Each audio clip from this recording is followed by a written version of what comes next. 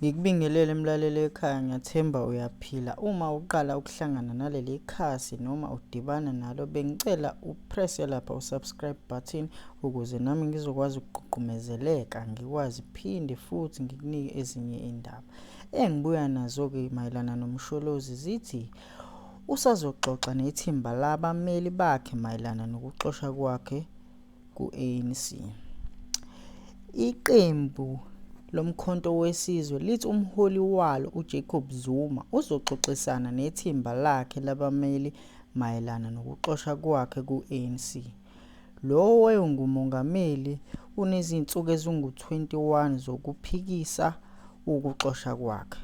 Ukuxoshwa kukaZuma kuvezwe emaphepheni aputshuzwe aphethwe yi-SABC.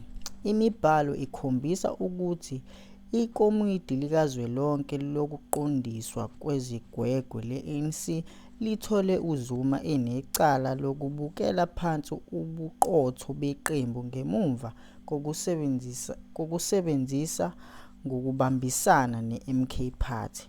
Lesi sinqumo silandela ukuqulwa kwecala lokuqondiswa kwezigwegwe okwenzeke ngoLwesibili ngesonto elidlule.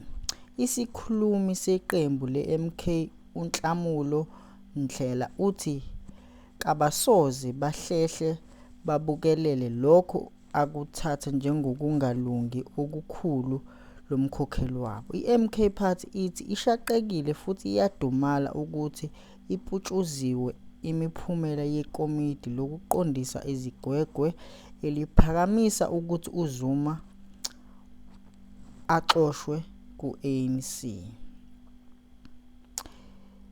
Bengicela-ke mlaleli ekhaya, uma uhlangana naleli khasi, bengicela upress usubscribe button ukuze ngizokwazi futhi ukuphinde ngikulandele ezinye.